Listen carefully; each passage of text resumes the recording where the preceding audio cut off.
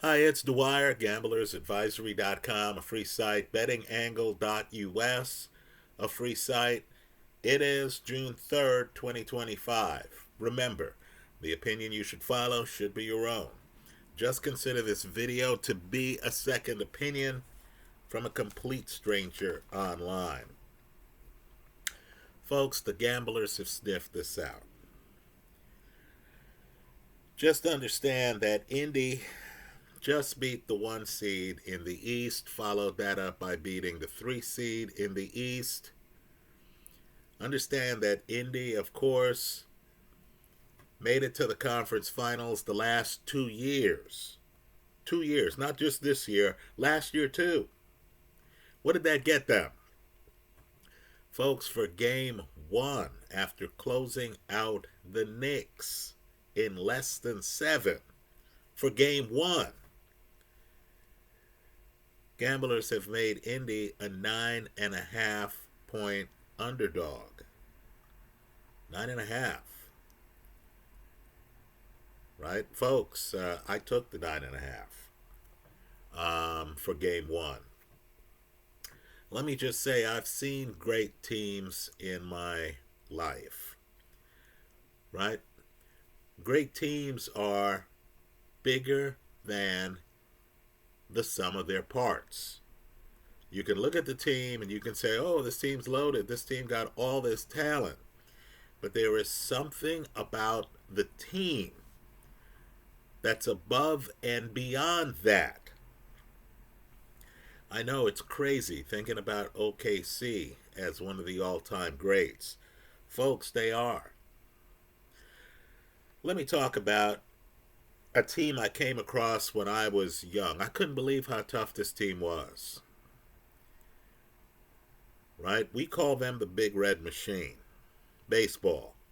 Right? They had Charlie Hustle, Joe Morgan, Tony Perez, Johnny Bench, Ken Griffey. Griffey, the only guy who smiled on the team. They had George Foster. I believe Foster is the only guy to hit 50 home runs in the decade of the 1970s. The Big Red Machine were the defending champs going into the 76 World Series. You might remember the 75 series, the famous Carlton Fisk home run in Game 6. What they don't tell you is that the Big Red Machine ended up winning that series. You get to 76, and this is the stuff that makes legends. The Big Red Machine swept the NL playoffs, right? You only had two divisions at the time. They swept them. Then they faced the Yankees. They swept the Yankees. Folks, they're one of history's rare teams that have swept through a playoffs and a World Series. Folks, OKC in 2025 is the Big Blue Machine. It's not obvious now, right? But just understand it'll be obvious as this goes forward, right? I'm in the Bay Area. I watched the Warriors win before Durant got there. And folks, I'm not sure if that Warrior team was as good as this team. When Durant got there, they were. But that was something like 2 championships in. Right? Even the 73 regular season win Warrior team never felt like this. Right? This team is there. You're looking at, if they stay healthy, a run.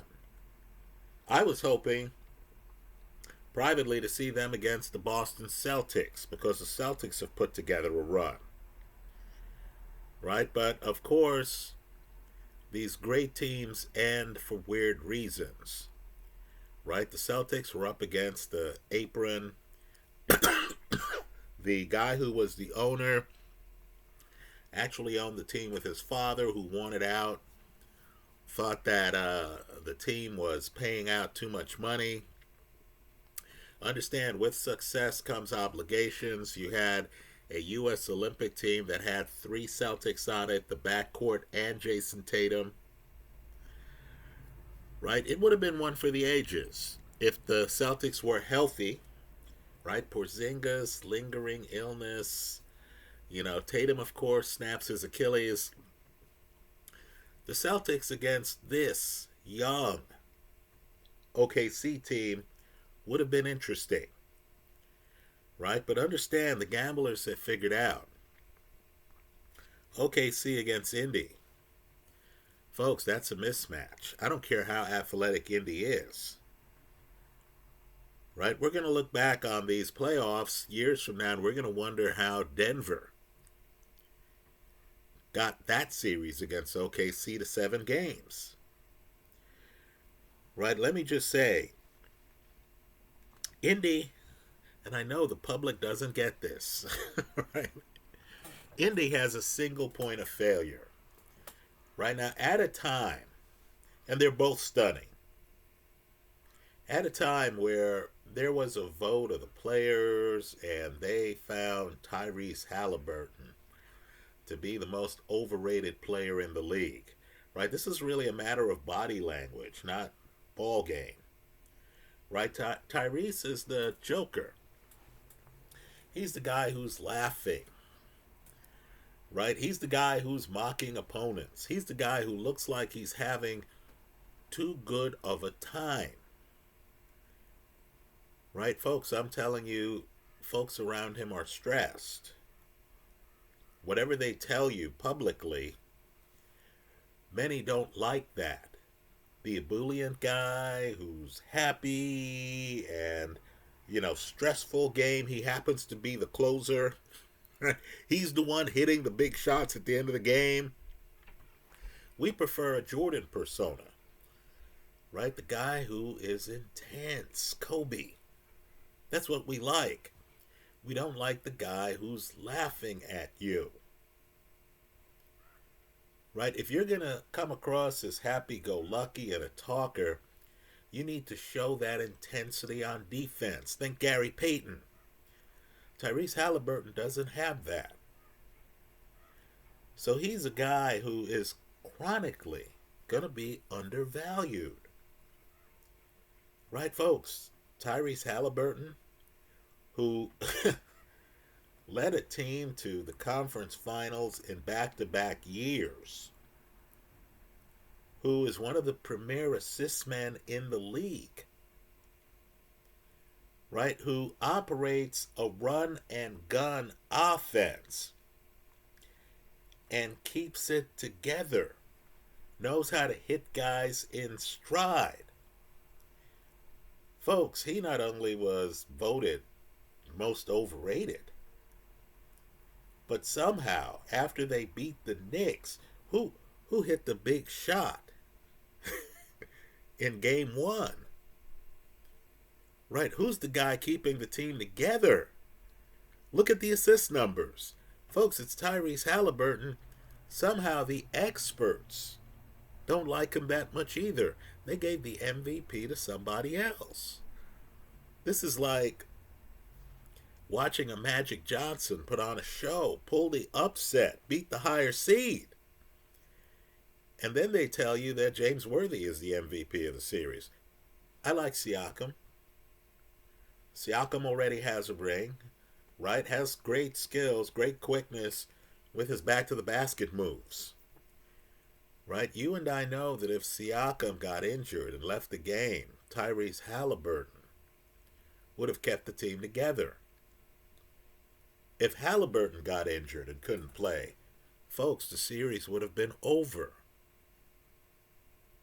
So just to understand, Indy has a single point of failure. The Big Blue Machine doesn't. They have the MVP. He's the scoring leader. Right, folks? Understand, too, they have some of the best defense in the league. These teams aren't close defensively. Right? They're just not. If Shea, who's an excellent defender, were to go down, you would find out the group identity that great defense brings to the table.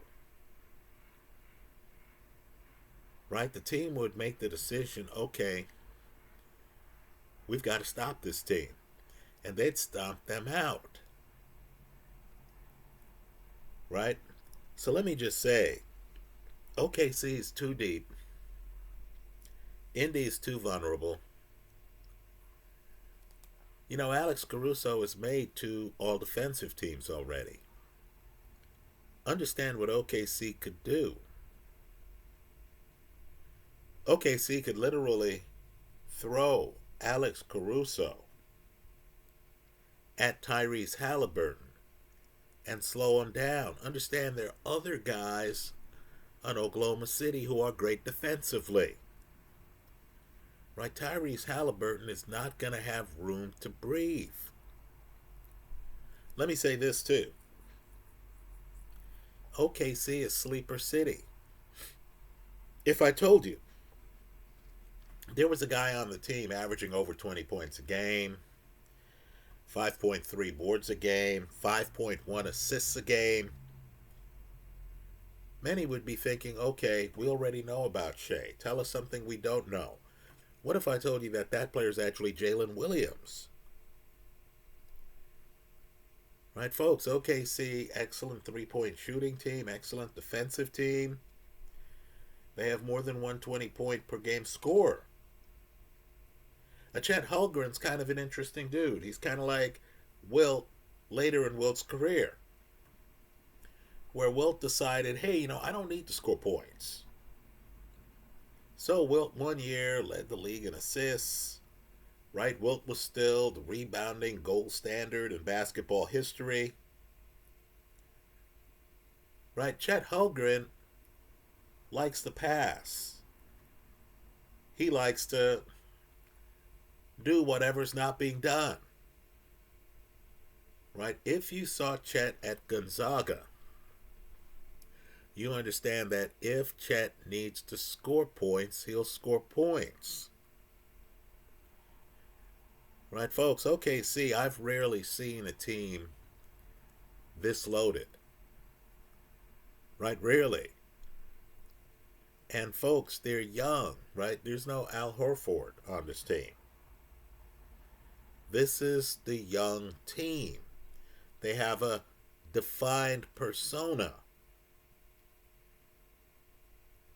Right? Shea keeps everyone grounded. Right? The team, you know, doesn't come across like they're taking themselves too seriously. But they're as serious as can be on defense. I'm a Knicks fan. I was watching the Knicks. I was looking at Cat trying to play defense. Not pretty. I was thinking to myself, man, how did the Knicks let Hartenstein leave the building? Hartenstein is one of the better defensive bigs in the game. You're telling me that he and Chet are on the same team? That's absurd. Right? You're telling me he and Chet are on the same team with Alex Caruso, Jalen Williams, and MVP Shea Gilgeous-Alexander? Folks, I'm not expecting this series to go 7. All these Pacer highlights of guys pulling up, hitting threes and stuff like that, you know, I hope you enjoyed them. You're not going to see that much of any of that in this series. Because OKC, with guys like Lou Dort, is going to be able to DU all the way out to the three-point line. Right now, OKC is not the only team in the league with great defense, right? Houston could suffocate you too. But understand, they're among the very elite. And of course, the offensive numbers for them are exemplary as well. This is a deep team. I don't think we know how good they are because they don't come in with a legacy. right? The team's been in Oklahoma for years, right? The only ring they won was in Seattle, right? We view Oklahoma as a smaller market team, right? Just like we viewed Cincinnati in the 1970s. Folks, enjoy this while it lasts, right? This is just a start. On great defense like this, they're almost guaranteed to have a deep run in the playoffs next year,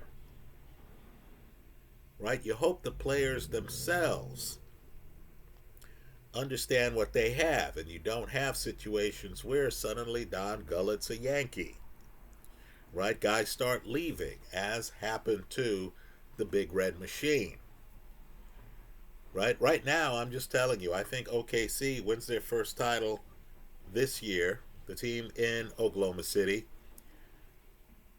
I don't see the team that can stop them next year, right? This is a team that's just too defensively blessed, right? If someone gets hurt, the rest of the team is just going to stomp you out, right? The offense is very good too, but that's not really the story here. The story is this defensive unit, and they're fully committed because you get great defensive players together and they start feeding on each other. Right? There's a scene in The Last Dance, and it's telling, where, Jordan and Pippen hated Bulls management. Right? These great teams always have an Achilles you don't expect. How could you be management, have a team like the 90s Bulls, and not want the guys to be well paid and not pamper the team? But that's what happened. So Jordan and Pippen heard that the Bulls had signed Tony Kukoc, who was an excellent player. And Jordan and Pippen decided they were going to stop him. So, of course, they were playing an international ball. This is the dream team. And understand, as loaded as, they were, Jordan and Pippen went out of their way to stop Tony Kukoc. Right? That's the way great defensive teams think. Right? Tyrese Halliburton doesn't have a chance. Who's the backup point guard in Indy? Folks, it's no one resembling Tyrese Halliburton. Right? They could give awards to whoever they want. And as I said, Siakam is an excellent player. He's not Tyrese Halliburton. Right? OKC is going to make a point of stopping Tyrese Halliburton. Right? Just like they made a point of stopping Joker in Game 7. Right? Once they stop Tyrese Halliburton, folks, the blood's not going to make it to the vein for Indy. They're going to be out of sorts.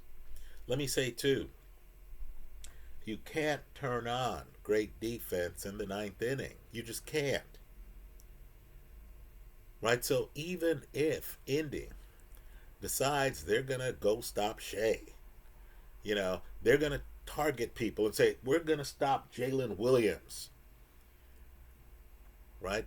Folks, they're not going to be able to. They're going to find themselves tired. They're going to find themselves overextended. For OKC, that's what they do every game. Right? So to me, let's give OKC a name. I'm calling them the Big Blue Machine. They remind me of the Big Red Machine. Right? They're playing their own game. They have a standard. These are the guys who Let's use a track and field analogy. They're not competing against the guys on the track.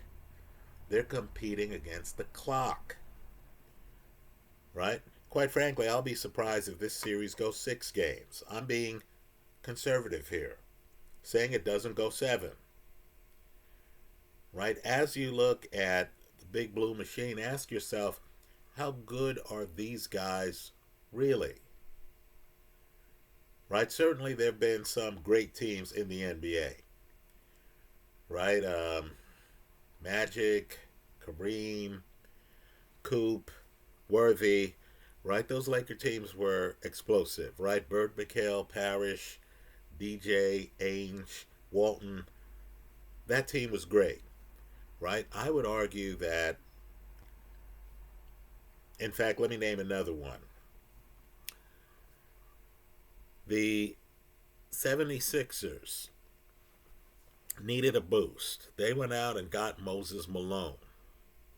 Malone gave an interview. If you're in Philly, if you're in the area, you remember the interview. They asked Moses what he thought was going to happen, and Malone said 4-4-4. Now they came close. They were 4-5-4. Right? If you remember the finals against Kareem and Magic, Kareem and Magic are blowing them out one game. Might have been game 4. And then Philly comes rolling back. Just rolled them over. Right? Kareem didn't know what to do with Moses Malone. Right, folks? I'm just telling you, I believe we're going to be talking about this team with those teams. Right? I believe this is just the start. Right? Understand, too, the 70s had other great teams. Right? The Oakland A's won 3 in a row. Right? Joe Rudy, Sal Bando, Reggie Jackson, Bert Campaneris, right? Vida Blue, Blue Moon Odom. They won 3 in a row. But yet the Big Red Machine stands out. Right? Because unlike the A's who were fighting with each other, if you saw a fight on the field, you didn't know if it was the A's against the other team or the A's against themselves. Right? Charlie Finley brought with him this function.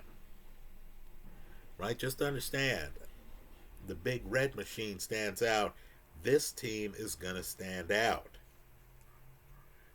Right? I really believe you have to go back to Kevin Durant joining the Warriors, who were already there. Right? Winning championships, to find a team this good. I know all of this sounds preposterous. Revisit this clip when the series is over. If it ends in 6 or less, or worse yet, 5 or less, take a second look at this team as you think about futures for next year. Folks, you're going to have to grab this team early. I like OKC over Indy. I have a lot of respect for Indy. I have a lot of respect for Tyrese Halliburton. I have a lot of respect for Rick Carlisle. They just don't have enough. Right? They have athletes all over the place. I'm not going to dispute that. Right? But they just don't have the defensive construct and commitment that this OKC team did. And they're not ready for it. They just played a lackadaisical, defensively, Nick T. Right? I love Jalen Brunson. I think he's a natural leader. He's defensively challenged. I think you saw that Cat is defensively challenged. Right? How is Indy going to go from playing that lackadaisical defensive team? The only guy on the Knicks who is OKC level defensively is Josh Hart. Right? How's Indy going to go from playing against that Knicks team to now entering the gauntlet against this OKC team? I like the 9.5 in game one. I think Indy's going to be shell-shocked. We'll see how it turns out. Let me hear from you. I hope you leave your comments in the comment section of this YouTube video. Thanks for stopping by.